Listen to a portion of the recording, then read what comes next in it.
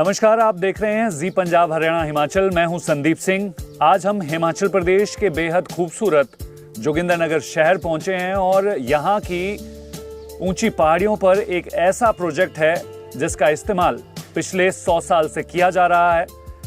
और इस प्रोजेक्ट में कुछ ऐसे रोचक इंजीनियरिंग के नमूने हैं जिसे देखकर आपको यहां पर आने का जरूर मन करेगा। इसीलिए हमारी टीम यहां पर पहुंची है और आपके लिए एक खास रिपोर्ट हम तैयार कर रहे हैं।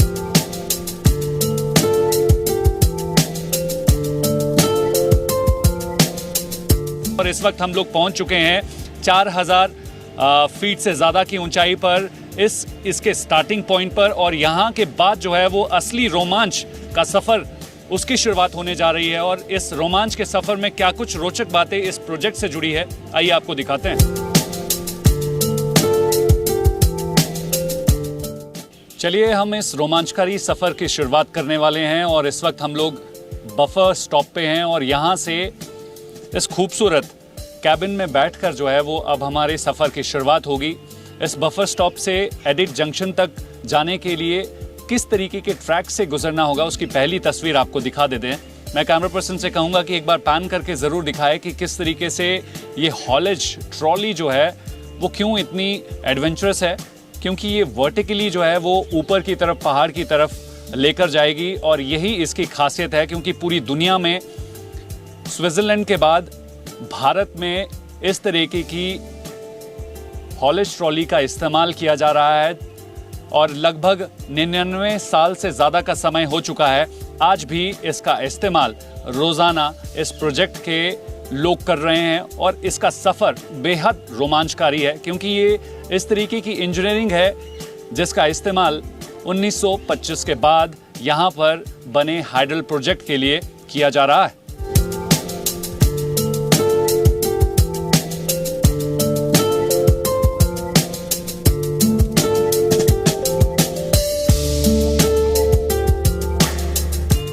इस ट्रॉली के पहले सफ़र पर हम इस वक्त चल रहे हैं और इस वक्त ज़्यादा बातचीत करने के लिए हमारे साथ शानन प्रोजेक्ट के आरी हैं सतीश जी, उनसे बातचीत कर लेते हैं। सतीश जी, आपसे जानना चाहेंगे कि ये जो प्रोजेक्ट है ये देश और दुनिया के बहुत सारे इंजीनियर्स को बहुत अट्रैक्ट करता है।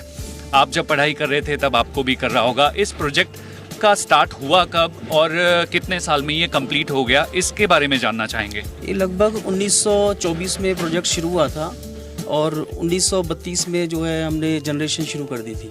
और प्रोजेक्ट शुरू होने से पहले, क्योंकि जब काम शुरू करना था तो उसके लिए जो भी रिसोर्सेज, सामान, मटेरियल, मैन पावर जो जुटानी थी, उसके लिए सबसे पहले अपना पठानकोट से जोगिंद्रनगर तक एक ट्रैक बिछाया गया मीटर गेज, जो लगभग 160 किलोमीटर है। अब वो ट्रैक बिछाने के बाद जब हमने काम शुरू किया, जो अंग्रेज़ सरकार ने उस समय, कर्नल बैटी साहब ने, चीफ इंजीनियर होते थे वो, तो उन्होंने सबसे पहले, क्योंकि देखो काम पहाड़ों पे करना था, काफ़ी हाइट पे करना था, इसलिए उन्होंने सबसे पहले, उनके दिमाग में आइडिया आया होगा कि किस तरह इस काम को जल्दी से जल्दी जो है मुकम्मल किया जा सके।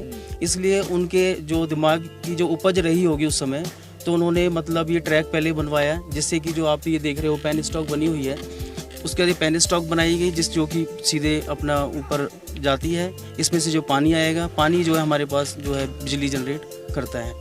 तो इसमें काफ़ी उस समय मुश्किलें रही होंगी, क्योंकि उस समय इतनी मशीनरी नहीं थी और इसको बनाने के लिए जो सिर्फ मैनुअल जो है काम किया गया होगा, जो मतलब मुझे मानना है और जो मैंने पढ़ा है, और मतलब पूरा मतलब मेहनत के साथ जो है काम किया गया, मैनुअली सारा काम किया गया।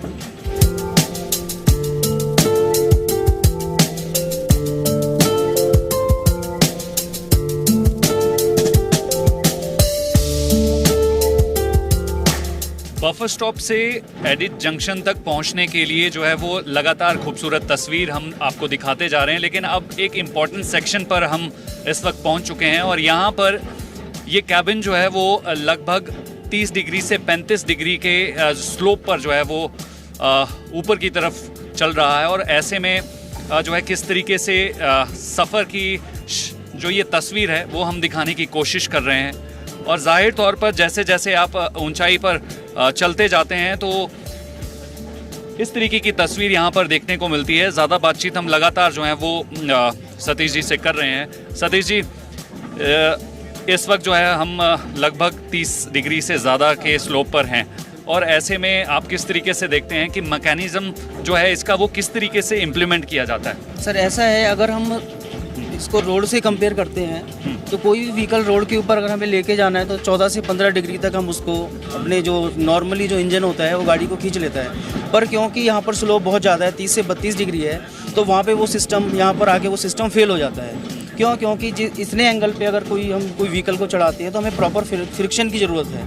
तो फ्रिक्शन के लिए क्या है कि प्रॉपर फ्रिक्शन जनरेट करने के लिए हमने इसके ऊपर लोड जो है मेंटेन करना ज़रूरी है, क्योंकि जो लोड ऊपर से पड़ेगा तो फ्रिक्शन पूरा होगा। और दूसरा क्या है, इसको हम जो ट्रॉली है इसको हम पुल कर रहे हैं, पुश नहीं कर रहे हैं। इसमें कोई इंजन कोई मैकेनिज्म नहीं है, ये सारा जो है सिस्टम जो है मैनुअल ऊपर से, मतलब जो मोटराइज है इसको पुल कर रहे हैं। तो और फ्रिक्शन पूरा क्रिएट किया हुआ है जिससे कि ट्रॉली नीचे वापस ना चली जाएगी। अगर फ्रिक्शन पूरा नहीं होगा तो कभी भी पलट सकती है ये। बिल्कुल। तो जो पहला स्टार्टिंग पॉइंट है और एडिट जंक्शन तक पहुंचने में कितना समय लगता है, और इसका अभी एक्यूरेट अगर डिस्टेंस की बात करें तो वो है कितना? हाँ, अगर हम जहाँ से ट्रॉली पावर हाउस से जब इसने चलना शुरू किया था और एडिट जंक्शन तक, इसका लगभग 1.45 किलोमीटर या हम कह सकते हैं 1.5 किलोमीटर इसका डिस्टेंस है। और जो मैक्सिमम जो हाइट अटेंड इंक्लिनेशन है वो लगभग 32 डिग्री है। और टाइम की बात करें तो लगभग इसमें 33 से 35 मिनट लग जाते हैं।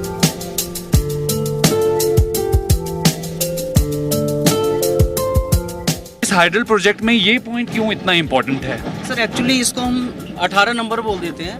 इसमें हमारे पास सारा वाल्व मैकेनिज्म है, बटरफ्लाई वाल्व लगे हुए हैं जो कि पानी को कंट्रोल करते हैं। और इसके बाद जो है सारा अंडरग्राउंड जो टनल बनी हुई है बरूड तक, जो कि पीछे हमारे रेजरवायर्स थे, यहाँ तक जो पानी है सारा पहाड़ों के बीच में टनल के थ्रू यहाँ पर आता है। यहाँ पर सारे पानी को कंट्रोल करते हैं। हमें कोई मेंटेनेंस का कोई काम करना है तो हम इसको वाल्व को बंद कर देते हैं। दैन उसके बाद क्या है, हम मेंटेनेंस कर सकते हैं। उसके बाद सीधा हमारे पास जो पेन स्टॉक जो है हमारे पावर हाउस तक जा रहा है।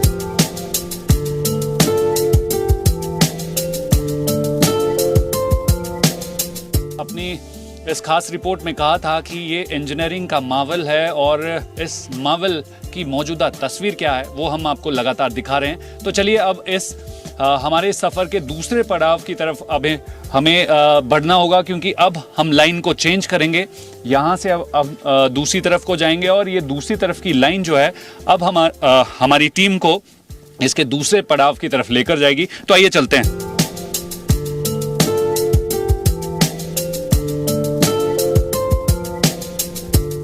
इस हॉलेज ट्रॉली को चलाने के लिए बहुत बड़ी मशीनरी की ज़रूरत पड़ती है, और एक महत्वपूर्ण सेक्शन के बाहर इस वक्त हम लोग खड़े हुए हैं। ये कंट्रोल रूम है, और मशीन को किस तरीके से यहाँ से कंट्रोल किया जाता है ये दिखाना बेहद ज़रूरी है। आइए आपको दिखा देते हैं। लगभग 100 सालों से जो है इस पूरे के पूरे मशीन के सेक्शन को इस्तेमाल में लाया जा रहा है। इसकी एक्सक्लूसिव तस्वीर आप देख रहे हैं, और यहाँ पर हम बातचीत करेंगे जो है इंजीनियर से कि किस तरीके से इस मशीन की खूबियाँ हैं और किस तरीके से इस पूरे सेक्शन को इस्तेमाल में लाया जा रहा है। सर, सबसे पहले तो आपका नाम जानना चाहूँगा, और आप किस पोस्ट पे यहाँ पर काम कर रहे हैं, और यहाँ पर काम करने का अनुभव किस तरीके से? मेरा नाम इंजीनियर गौरव सैनी है, और मैं यहाँ पे AW सिविल के रैंक पे काम कर रहा हूँ यहाँ पे।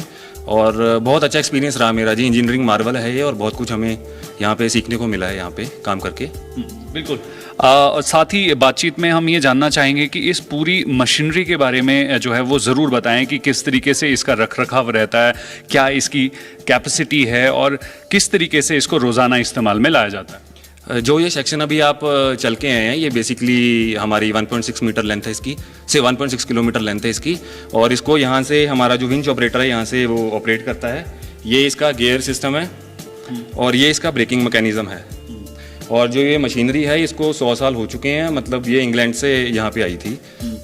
जो कम्युनिकेशन का सिस्टम है वो यहाँ से जो नीचे से बेल बजती है वो इस साइड पे जो ऑपरेटर है हमारा, उसका सिग्नल जो है हमें यहाँ से मिलता है। सर, ये ज़रूर जानना चाहेंगे कि इस इम्पोर्टेंट सेक्शन को कंट्रोल का की जोन कहा जाता है, और क्या कुछ इसकी महत्वपूर्ण बातें हैं? यहाँ पे हमारा विंच ऑपरेटर है, वो इसको ऑपरेट करता है। ये हमारा गियर सिस्टम है, ये हमारा ब्रेकिंग सिस्टम है। इमरजेंसी ब्रेकिंग जब हमें लगानी होती है, ब्रेक अप्लाई करनी होती है, जो भी सिग्नल नीचे से देता है वो यहाँ पे रिसीव होता है हमारे पास। अगर 5 बारी वो टैप करता है तो इसका मतलब ट्रॉली चलानी है, और अगर एक बार टैप करता है तो इसका मतलब हमने वहाँ पे ट्रॉली रोक देनी है। और ये वाला जो सिस्टम है, यहाँ से विंच ऑपरेटर है उसको सारी मतलब एग्जैक्ट सिचुएशन पता लगती है ट्रॉली की। जैसे ये हमारा स्टार्टिंग पॉइंट है और वहाँ पे हम लोग ऐसे ऊपर पहुँच जाते हैं, और ये हमारी क्रॉसिंग है। ये चीज़, ये गॉज जो है ये पूरा मूव करता रहता है, और यहाँ पे जो ऑपरेटर है उसको एग्जैक्ट सिचुएशन पता लगती रहती है कि ट्रॉली इस टाइम पे कहाँ पे है। तो जो ये लाइन है, एक ही लाइन पर 2 कैबिन्स जो हैं वो टाई रहते हैं, और जब एक ऊपर की तरफ आ रहा है तो दूसरा नीचे की तरफ जा रहा होता है, और ऐसे में लोडिंग कैपेसिटी जो है वो इस रोप के टेंशन की क्या रहती है? इसकी जो लोडिंग कैपेसिटी है वो 15 टन की है, और जो इसको जो टाइम लगता है हमें नीचे से ऊपर आने में, वो टोटल हमें 33 मिनट्स लगते हैं। और जो हाइट एल्टीट्यूड है जो नीचे है वो हमारा 4000 फीट पे है, और जब जहाँ पे हम अभी खड़े हैं वो 6000 फीट पे है। और ये मैकेनिज़्म है जो इसको ऑपरेट करता है।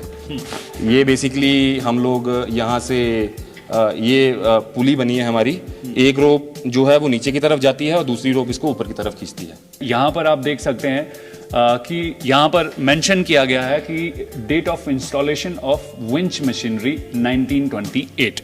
तो आप समझ सकते हैं कि किस तरीके से जो है वो इसका इंस्टॉलेशन यहाँ पर 1928 में किया गया था। और दूसरी तरफ एक महत्वपूर्ण बात ये बहुत ज़रूरी है कि इतने लंबे समय से इस्तेमाल में लाए जाने के बाद जो है इसका रिप्लेसमेंट करना बहुत ज़रूरी था। तो 15/1/2021 को जो है इस रोप का रिप्लेसमेंट किया गया, जिसके बाद इसकी सुरक्षा और भी बढ़ चुकी है। और जाहिर तौर पर इस तरीके के विंटेज इक्विपमेंट को इस्तेमाल में आज भी लाया जा रहा है, जो कि अपने आप में रोचक है।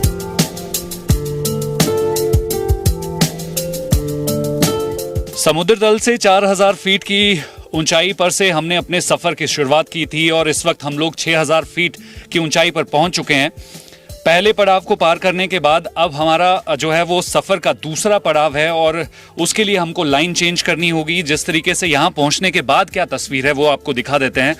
अब जो है वो पूरा डिज़ाइन इसका चेंज हो रहा है कैबिन का, और इसकी जो लोडिंग कैपेसिटी है उसमें भी बदलाव किए गए हैं। और यहाँ से हम अब लगभग 2 किलोमीटर के डिस्टेंस को इसी तरीके से ढलान में जो है वो कवर करेंगे, और यहाँ से होते हुए अब हम समुद्र तल से 8000 फीट की ऊंचाई तक पहुंचेंगे, और विंच कैंप उसका नाम है। और विंच कैंप पहुंचने के बीच क्या कुछ तस्वीर है, आइए आपको दिखाते हैं।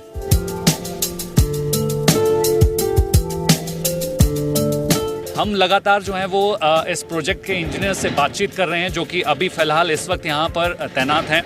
सतीश जी, अब हम दूसरे पड़ाव की तरफ हैं। इस पड़ाव से जुड़ी कुछ बातें जो हैं वो जानना बेहद ज़रूरी है। इस पूरे के पूरे लाइन का डिस्टेंस कितना है, लोडिंग का भी जो है वो इसमें स्ट्रक्चर बदलता है, और डिज़ाइन का स्ट्रक्चर भी बदलता है, ऐसा क्यों? देखो, जब ये 1924 में, जैसे मैंने आपको बताया था, 1924 में इसको नींव रखी गई थी प्लांट को शुरू करने के लिए, और 1932 में जैसे मैंने बताया कि हमारी जनरेशन शुरू हो गई थी। और इन सब कार्यों को पूरा और मुकम्मल करने के लिए सबसे पहले जब ये ट्रैक बनाया गया था प्लांट से लेके, यानी कि जब हम 4000 जो हाइट है समुद्र तल से, वहाँ से ले अपना एडिट जंक्शन जो हम जहाँ से हमने दूसरी ट्रेन चेंज की है, वहाँ लगभग जो डिस्टेंस था 1.45 यानी कि लगभग 1.5 किलोमीटर था, और मैक्सिमम जो हाइट इंक्लिनेशन थी लगभग 32 डिग्री थी। और वहाँ ऊपर पहुँचने में हमें लगभग 32 से 33 जो मिनट का सफ़र तय करना पड़ता था। और उसके बाद हमने जब ट्रैक दोबारा चेंज किया है, तो इस ट्रैक के थ्रू हम जब अगला पड़ाव होगा वो होगा विंच कैंप, जो कि समुद्र तल से उसकी हाइट जो है लगभग 8000 फुट है। और इसको तय करने के लिए हमें लगभग 35 मिनट का समय लगता है, और इसकी जो इंक्लिनेशन है, जो जिस हाइट पे जाना है, वो भी लगभग 35 डिग्री के अराउंड है। और जहाँ तक बात इसकी टनेज की कैपेसिटी की है, जो नीचे जो ट्रॉली थी उसकी जो कैपेसिटी थी लगभग 15 से 16 टन थी, और इसकी जो कैपेसिटी है वो हमारी 10 से 12 टन जो कैपेसिटी है। सतीश जी, ये ज़रूर जानना चाहेंगे कि अभी फ़िलहाल कुछ समय से इस वाले सेक्शन को इस्तेमाल में नहीं लाया जा रहा था, उसका रीज़न क्या था? लेकिन अब बहुत सारी ऐसी रेनोवेशन है वो इस वाले सेक्शन की जा चुकी हैं, वो है क्या? एक्चुअली अभी काफ़ी टाइम से इसको प्रयोग में नहीं लाया जा रहा था, ऐसा कुछ नहीं है। इसको कंटिन्यू जो है स्टाफ के लिए इसको उपयोग में लाया जा रहा है। लेकिन ऐसी अफवाहें सुनने में आ रही हैं कि इसको नहीं यूज़ किया जा रहा है, ऐसा कुछ भी नहीं है। अगर रिनोवेशन की जहाँ तक बात है, हमारा जो पहला फेज़ था उसमें हमने लगभग 1500 स्लीपर इसके जो लक्कड़ के जो फट्टे हैं वो चेंज किए हैं, और सेकंड फेज़ में लगभग हमने 700 चेंज किए हैं। सारी ट्रॉली का जो रोप है वो भी हमने सारा रिप्लेस किया है, और अभी हमने जो है काफ़ी टेंडरिंग करके जो भी हमारे जो ट्रॉली है इसको नया लुक देने के लिए, जैसे दिल्ली मेट्रो में जो मेट्रो है बिल्कुल सेम सारे केबिन हमने बनाने का मतलब टेंडरिंग कर रखी है, जो कि हो सकता है जब अगली बार आप आओगे तो आपको सारा नया लुक मिलेगा।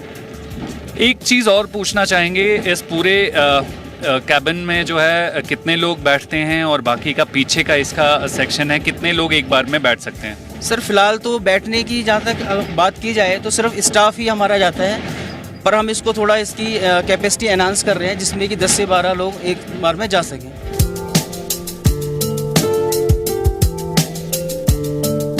चलिए हम अपने इस दूसरे पड़ाव के सफ़र के बीच में पहुंच चुके हैं, और ये इसलिए भी महत्वपूर्ण है क्योंकि यहाँ पर हमें दूसरी लाइन में दूसरे कैबिन में बैठना होता है, और यहाँ पहुँचने के बाद क्या तस्वीर है वो आपको दिखा देते हैं।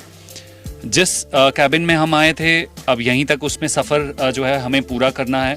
इसके बाद अब दूसरे कैबिन के साथ जो है हमें आगे बढ़ना होगा, और यहाँ से होते हुए जब विंच कैंप के लिए हमारी टीम अब आगे पहुँचेगी, और यहाँ पर किस तरीके से ये क्रॉसिंग लाइन है उसे समझना बेहद ज़रूरी है, क्योंकि सामने देख सकते हैं आप कि तीखी ढलान है और 30 डिग्री से ज़्यादा का ये स्लोप है, और काफ़ी खड़ी चढ़ाई यहाँ पर रहती है। तो रोप किस तरीके से उसको भी बैलेंस करके रखना है, और कैबिन जो है वो डीरेल ना हो वो भी बहुत ज़रूरी है। तो यहाँ पर इंजीनियरिंग का इस्तेमाल किस तरीके से किया गया है उसको यहाँ से दिखाने की कोशिश करेंगे, और किस तरीके से अब ये वाला सेक्शन काफ़ी महत्वपूर्ण है उसके बारे में जानकारी जो है वो इंजीनियर से ले लेते हैं। सर आपसे जानना चाहेंगे कि ये वाला सेक्शन क्यों इतना इम्पोर्टेंट है, अभी यहाँ पे रोक दिया गया, एक ही लाइन से क्यों नहीं वहाँ तक पहुँचा जा सकता था, और इस मैकेनिज्म का इस्तेमाल आप किस तरीके से समझते हैं? सर एक्चुअली देखा जाए तो ये लाइन एक ही है। ऊपर जैसे मैंने आपको बताना चाहता हूँ कि ऊपर हमारा गियर पुली मैकेनिज्म है, उसके ऊपर हमारे पास 2 एंड हो गए, दोनों एंडों पे एक ट्रॉली हमने माउंट की हुई है, फिक्स की हुई है। और क्योंकि यहाँ की जो स्लोप है वो लगभग 35 डिग्री है, और जब 35 डिग्री स्लोप पे जब ट्रॉली चलेगी तो जो रोप इसको पुल कर रही है तो वो भी सीधी हो जाएगी। अगर वो सीधी जब स्ट्रेट हो जाएगी तो उस केस में क्या होगा कि जो हमारे ट्रॉली को वो डीरेल कर सकती है, यानी कि ट्रैक से उतार सकती है। इसलिए जैसे कि आप ये जो मैकेनिज्म देख रहे हैं ऊपर जो लॉक लगे, इसको लॉकिंग सिस्टम बोलते हैं, जिससे कि रोप और ऊपर ना जाए। अगर ये और ऊपर चली जाती है तो बिल्कुल जो है स्ट्रेट हो जाएगी, अगर स्ट्रेट होएगी तो हमारी ये जो है डीरेल हो सकती है। बिल्कुल। हाँ जी। तो ये आधा सेक्शन कितने हम डिस्टेंस में इस वक्त पहुँच चुके हैं, और अब कितना डिस्टेंस अभी बचा हुआ है विंच कैंप? अभी हमारा लगभग 1 किलोमीटर डिस्टेंस रह गया है, हम 1 किलोमीटर नीचे से आ चुके हैं। तो एक समय में दोनों ही कैबिन में बैठकर लोग जो हैं आ भी सकते हैं और जा भी सकते हैं। एट ए टाइम दोनों काम हो सकते हैं, क्योंकि एक जो ट्रॉली ऊपर जाएगी, क्योंकि दूसरे एंड पे दूसरी ट्रॉली है तो वो नीचे जाएगी, यानी कि दोनों काम एट ए टाइम हो सकते हैं। बिल्कुल। तो आप ये देख सकते हैं कि किस तरीके से लगातार इस सफ़र के दौरान बहुत सारी ऐसी रोचक बातें जो हैं वो इस प्रोजेक्ट की इंजीनियरिंग से जुड़ी हैं, वो हम आपको बता रहे हैं। और एक और तस्वीर आपको दिखाना चाहूँगा कि किस तरीके से फ़िलहाल पिछले लगभग 100 सालों से इसी तरीके के कैबिन का स्वरूप जो है वो कई बार बदला गया। हालांकि पहले शुरुआती दौर में जो है इसे फ्लैट इसमें जो है इस तरीके से रहता था ये पूरा का पूरा सेक्शन, लेकिन धीरे धीरे इंजीनियर्स ने जो है इसमें बदलाव किए ताकि हर मौसम में इसका इस्तेमाल किया जा सके। और दूसरी तरफ अगर बात करें तो इस पूरे एरिया में पहुंचने के लिए सड़क का जो है वो निर्माण नहीं किया जा सकता था। बहुत घना जंगल इन पहाड़ियों पर है, और बरोट तक पहुंचने के डिस्टेंस की अगर मैं बात करूं तो लगभग 45 किलोमीटर का डिस्टेंस जो है वो जोगिंदरनगर से बरोट का रहता है। तो ऐसे में फ़िलहाल मौजूदा दौर की अगर मैं बात करूं तो लगभग 2 से ढाई घंटे आपको वहां पहुंचने के लिए लगते हैं। लेकिन जब 100 साल पहले इस पावर प्रोजेक्ट के बारे में सोचा जा रहा था तो वहाँ तक सामान पहुँचाने के लिए इस ट्रॉमवे का इस्तेमाल जो है वो पूरी तरीके से 100% तरीके से जो है वो किया गया, ताकि भारी भरकम सामान बरोट वैली जो कि इस पहाड़ी के दूसरी तरफ है वहाँ पर पहुँच सके। और इसका कंस्ट्रक्शन लगातार होता रहा। बहुत सारे चैलेंजेस जो हैं इंजीनियर्स को फेस करने पड़े, लेकिन बावजूद इसके इस प्रोजेक्ट को 1932 में कमीशन किया गया। और उसके बाद पावर प्रोजेक्शन के लिहाज से ये बहुत महत्वपूर्ण था, क्योंकि बताया जाता है कि ये पूरे देश का इलेक्ट्रो हाइड्रो पावर प्रोजेक्ट में पहले नंबर का स्थान ये रखता है। और दूसरी तरफ अगर बात करें तो यहाँ पर होने वाली पावर प्रोजेक्शन के जो इलेक्ट्रिसिटी का पहला टेस्ट जो है यहाँ से लगभग 300 किलोमीटर दूर लाहौर में वहाँ पर किया गया, जो कि अब पाकिस्तान का हिस्सा है।